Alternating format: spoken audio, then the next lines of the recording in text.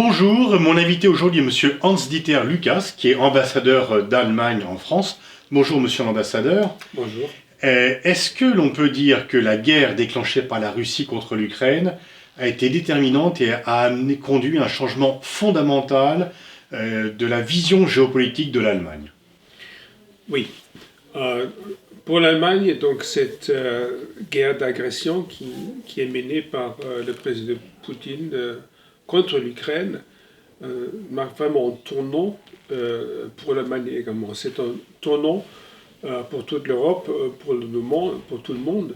Mais de l'autre côté, je pense que l'Allemagne a tiré des conclusions très importantes de cette crise majeure. Donc c'est aussi un tournant pour la politique de sécurité allemande. Tout d'abord, le gouvernement allemand a décidé de livrer des armes défensives à l'Ukraine. Donc c'est quelque chose qui est tout à fait inédit, Qui n'avait jamais été fait. Pour un pays en guerre. En pays en guerre, parce que l'Ukraine, c'est pas un membre de l'OTAN, c'est pas un membre de l'Union européenne, c'est un pays qui se trouve dans un conflit armé.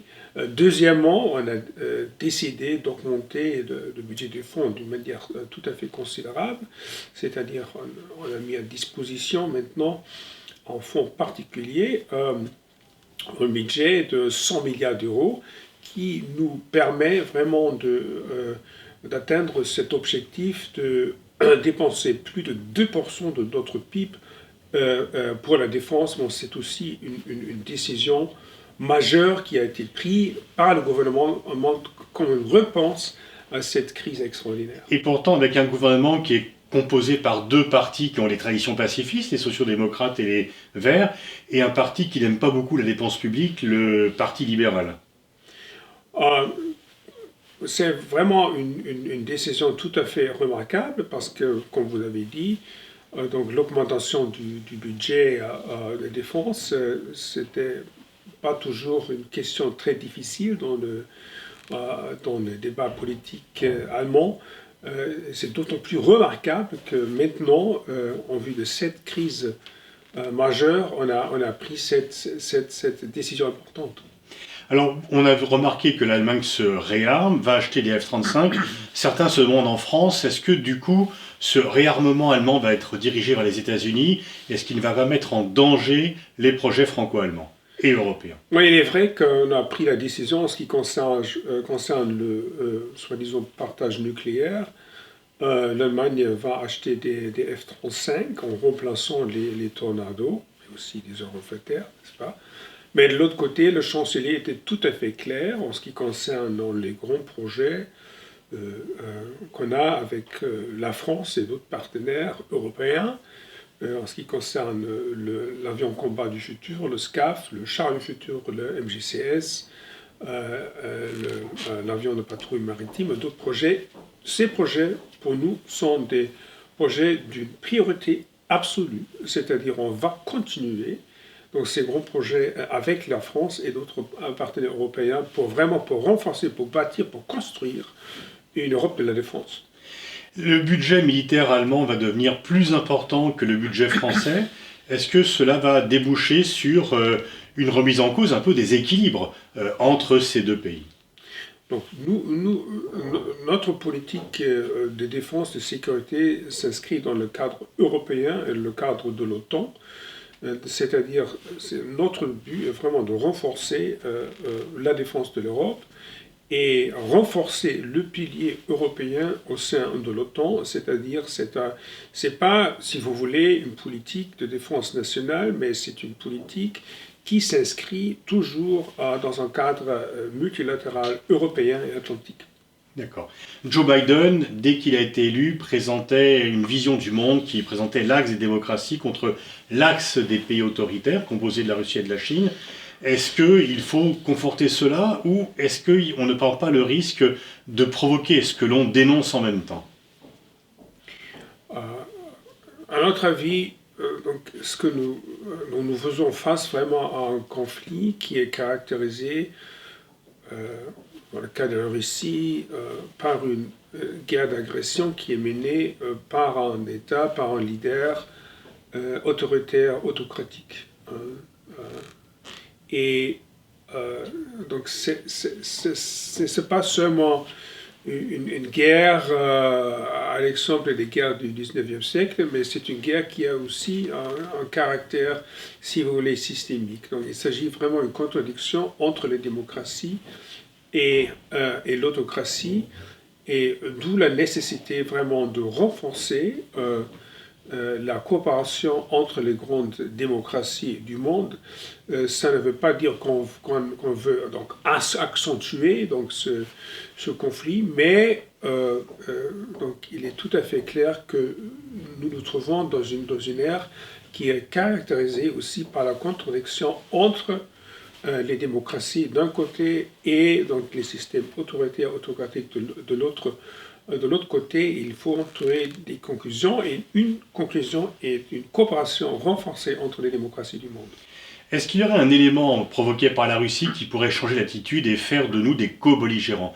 Est-ce que si la Russie utilise des armes chimiques ou si elle intensifie les destructions, qu'il y a une pression de l'opinion, est-ce qu'il est envisageable que les pays de l'OTAN viennent directement et militairement au secours de l'Ukraine? Non, pour le moment, je pense qu'il y a la position de l'OTAN est tout à fait claire. On ne veut pas en faire en sorte que l'OTAN participe à cette guerre comme partie. C'est la raison pour laquelle on a dit donc, établir par exemple une zone d'exclusion aérienne serait extrêmement problématique, car donc, ça mènerait à une confrontation militaire directe entre la Russie que l'OTAN ne veut pas. Est-ce qu'il pourra de nouveau avoir un retour à la normale dans les relations entre les pays occidentaux et la Russie, et à quelles conditions? Bon, tout d'abord, ce qu'il nous faut, c'est un cessez-le-feu, c'est l'accès humanitaire, c'est un retrait des troupes russes du territoire ukrainien, et un règlement pacifique entre l'Ukraine et la Russie. Et donc, sur la base d'un tel développement, bien évidemment, donc on va envisager, n'est-ce pas, un changement de nos relations avec la Russie. Mais pour le moment, malheureusement, la Russie mène une guerre brutale contre l'Ukraine, donc il faut changer cette situation tout d'abord. Et est-ce que tant que Poutine sera au pouvoir, il sera difficile de revenir à des relations plus confiantes entre les pays occidentaux et la Russie?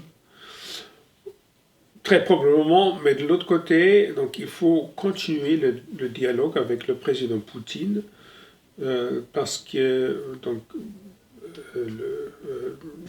les décisions de la Russie dépendent essentiellement de lui, du président Poutine, d'où la nécessité donc, de continuer le dialogue avec le président russe pour obtenir vraiment un changement de la position russe dans cette guerre. Comme j'ai déjà dit, tout d'abord cessez-le-feu, accès humanitaire, et puis retrait des troupes russes. Alors on sait, et ça sera ma dernière question, monsieur l'ambassadeur, que l'Allemagne est très dépendante des produits énergétiques russes pour son développement, pour sa production. Qu'est-ce qui est mis en œuvre pour être moins dépendant du gaz russe? Tout d'abord, il faut, donc c'est un nombre de décisions qu'on va prendre. Tout d'abord, il faut maintenant remplir donc, les stocks de gaz. Pour ce faire, on est en train de négocier, n'est-ce pas, avec d'autres fournisseurs du gaz liquéfié, par exemple le Qatar, en ce qui concerne donc, les livraisons du gaz liquéfié, c'est-à-dire il faut diversifier, n'est-ce pas, les fournisseurs de gaz, mais aussi du pétrole. Et deuxièmement, ce qui est tout à fait important, vraiment de accélérer la transition vers des énergies renouvelables.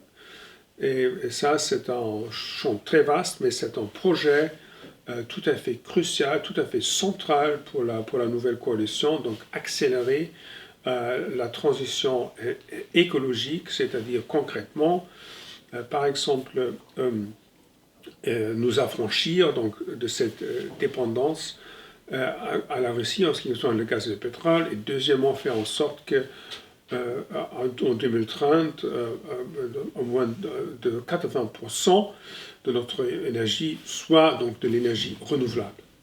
Merci, monsieur l'ambassadeur, pour ce tour d'horizon. Merci beaucoup à vous.